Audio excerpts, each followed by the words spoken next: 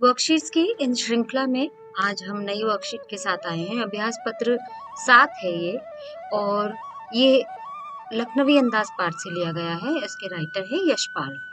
ये एक व्यंग प्रधान रचना है। इसमें नवाबों की संस्कृति पर व्यंग किया गया है। इसकी एक्सप्लेनेशन आप मेरा वीडियो देखकर मैं डिस्क्रिप्शन में इसका लिंक आपको डाल दूंगी।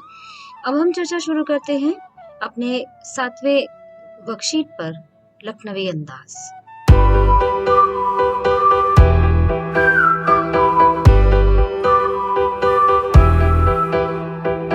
नमस्कार दोस्तों, आपका बहुत बहुत स्वागत है। कोरोना काल में आप स्वस्थ बने रहें, ईश्वर से ऐसी कामना मैं करती हूँ। आप सभी घर में रहें, सेहतमंद रहें और वहीं से अच्छे से पढ़ाई करें। चलिए क्वेश्चन पर चर्चा शुरू करते हैं। पहला प्रश्न है, लेखक को नवाब साहब के किन हाव भावों से महसूस हुआ कि वे उनसे बातचीत करने के लिए तनिक भी उत्सुक नहीं है। बहुत इंपॉर्टेंट क्वेश्चन है। पहली बात तो लेखक जब उस डिब्बे में अचानक पहुंचे तो नवाब साहब की आंखों में जैसे उनके एकांत में किसी ने खलल डाल दिया हो, वो असंतोष दिखाई दिया। दूसरा कि लेखक की संगति के लिए उन्होंने कोई उत्साह नहीं दिखाया।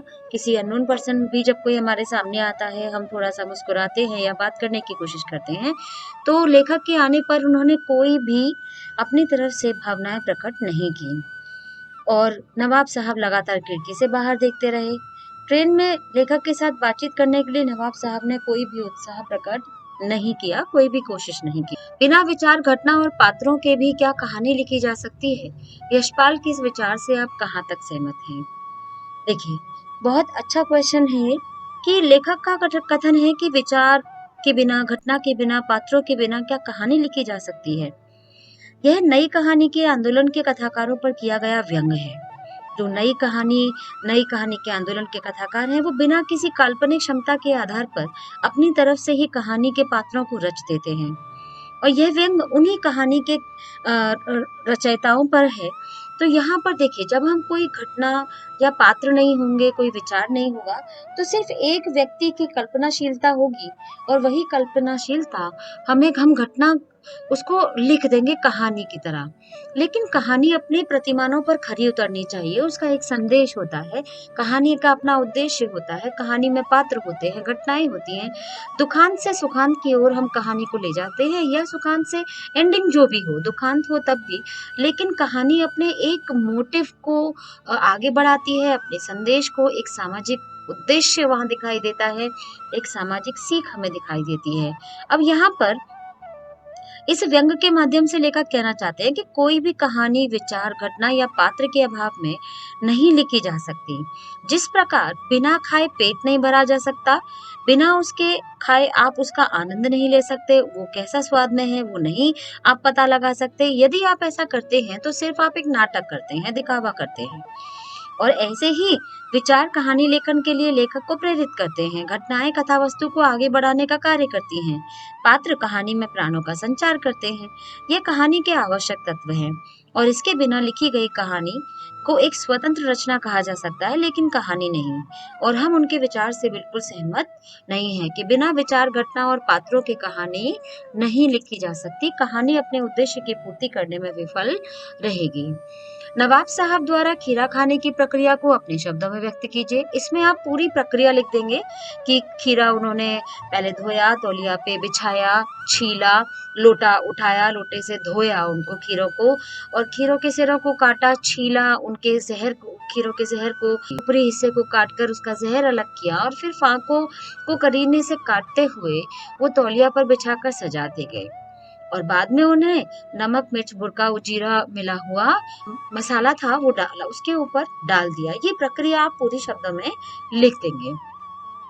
खीरे के प्रति नवाब साहब के व्यवहार को एक सनक कहा जा सकता है। ऐसी ही किसी सकारात्मक सनक का वर्णन कीजिए। देखिए, मैंने यहाँ पर 2 क्वेश्चंस को मिक्स करके एक क्वेश्चन बनाया है कि यहाँ पर हम कह सकते हैं कि खीरे के प्रति जो नवाब साहब का व्यवहार है वो सनक है, बिल्कुल सनक है, लेकिन वो नकारात्मक सनक है।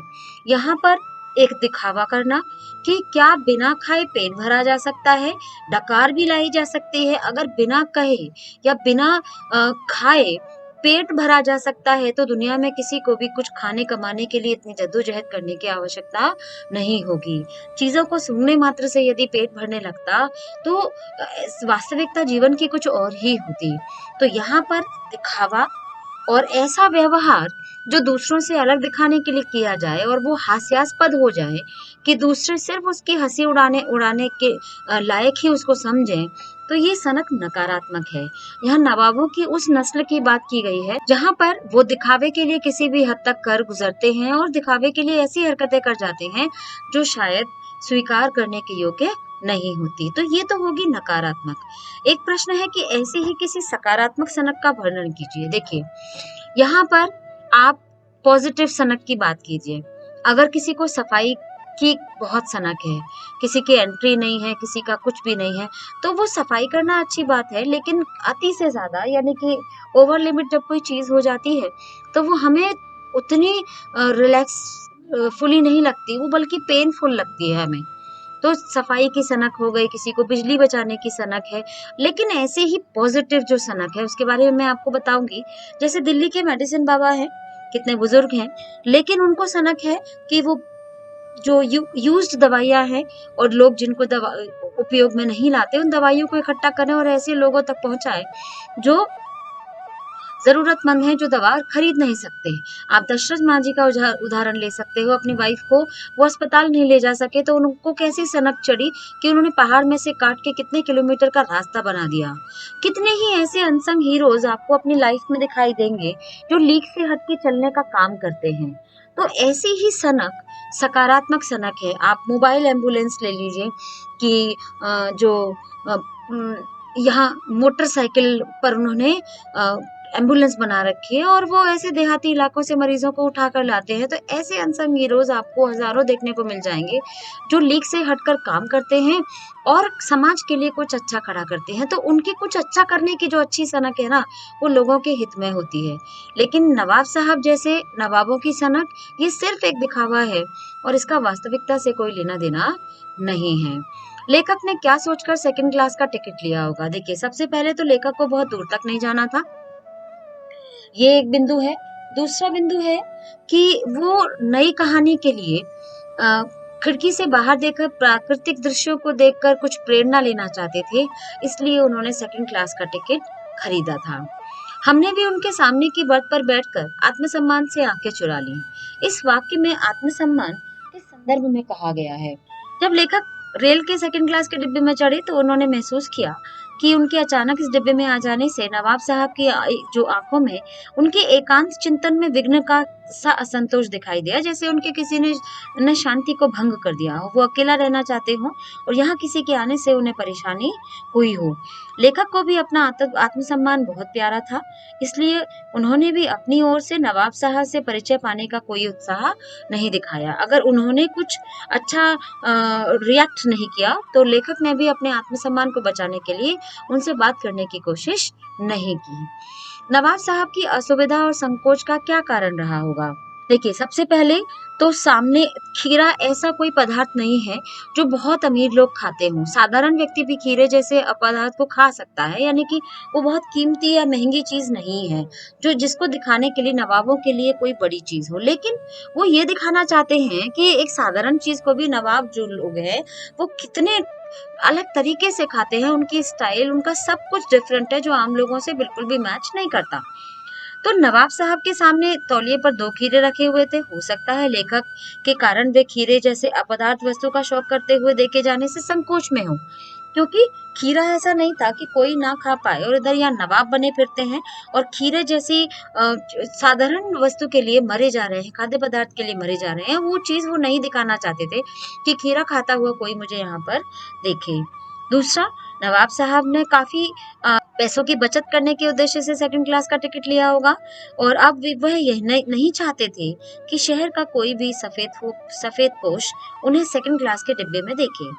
नवाब साहब ने पैसे बचाने चाहे होंगे, इसीलिए उन्होंने सेकंड क्लास का टिकट खरीदा।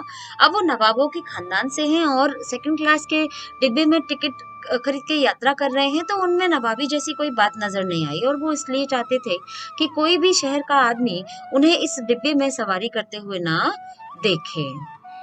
लेखक ने मुंह में पानी आने पर भी खीरा खाने से इनकार क्यों कर दिया? देखिए, पहले तो लेखक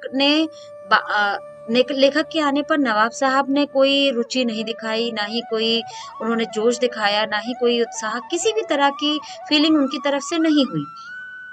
लेकिन अचानक जब वो खीरा खाने बैठे तो उनका व्यवहार एकदम बदल गया और उनका बदला हुआ व्यवहार लेखक को अच्छा नहीं लगा। उन्होंने डिब्बे में चढ़ते समय लेखक के प्रति जो अरुचि प्रदर्शित की थी, इसलिए लेखक ने खीरा खाने से इनकार कर दिया। नवाब साहब ने एक बार फिर लेखक से खीरा खाने के लिए कहा, परंतु लेखक ने आत्मसम्मान को बचाए रखने की खातिर एक बार फिर मना कर दिया। जिस व्यक्ति से हम बात नहीं करते या सामने वाला व्यक्ति हमसे बात करने में कोई रुचि नहीं ले रहा है, ऐसे व्यक्ति पदार्थ को खाना शायद अपने सम्मान को कम करना होगा, इसीलिए लेखक ने भी मना कर दिया। नवाब साहब ने गर्व से गुलाबी आंखों द्वारा लेखक की तरफ क्यों देखा? नवाब साहब ने अपने झूठे अनुभव तथा नवाबी शान को व्यक्त करने के लिए गर्व से गुलाबी आंखों द्वारा लेखक की तरफ देखा था। नवाब साहब अपनी बनावटी रईसी से लेखक को प्रभावित करना चाहते थे।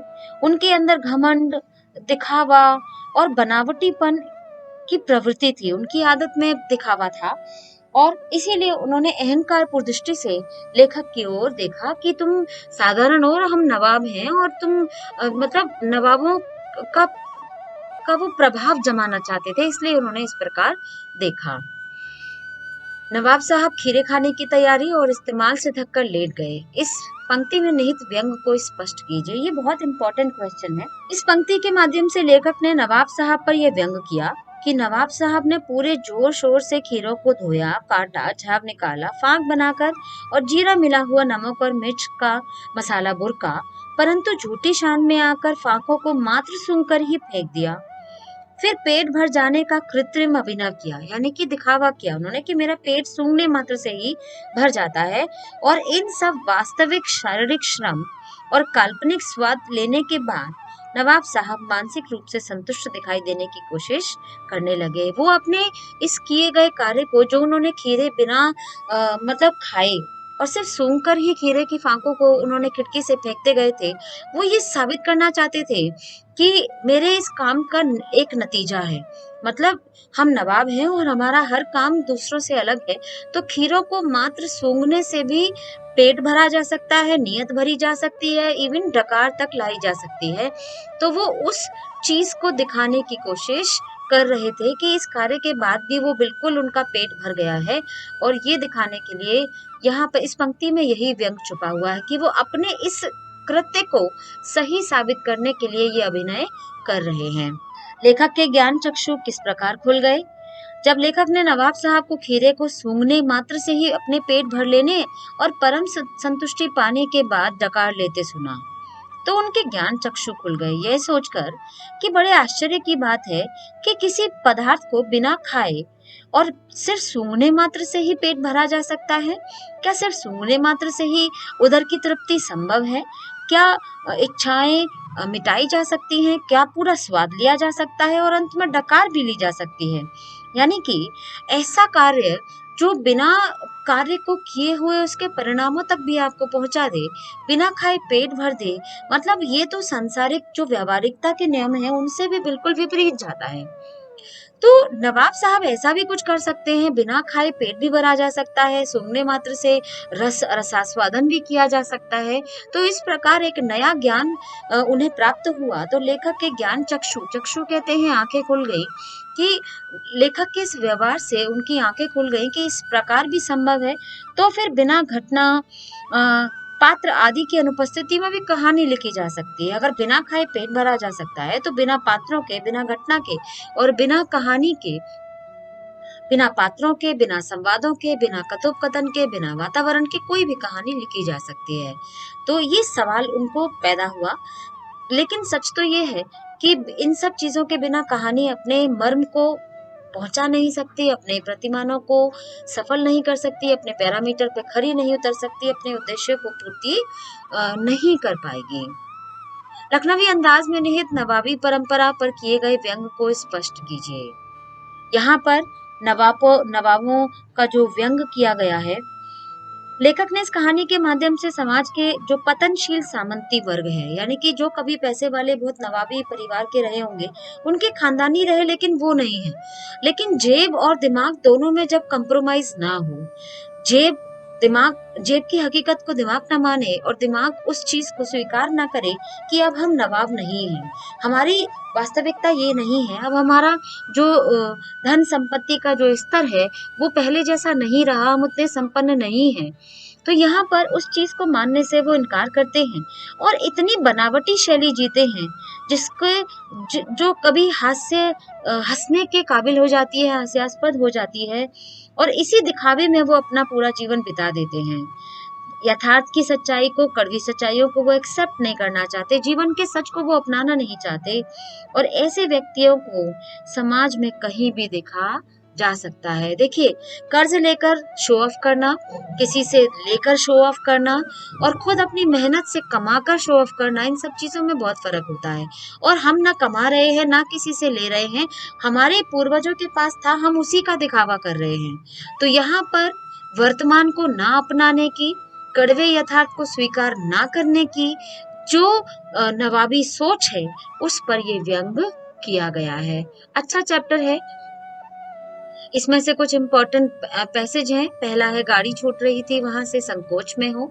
मुफस्सिल की ट्रेन चल पड़ने की तैयारी में थी और संकोच में है। ये पैराग्राफ दो तरह से आता है। नमक मिर्च छिड़क देने के बाद बाहर फेंकते गए। आप इन सीन पैसेज को भी तैयार कर सकते हैं। बहुत ज्यादा क्वेश्चन नहीं बनाए, अगर आपको थीम पता है चैप्टर की तो आप बहुत अच्छे से उसको कर सकते हैं।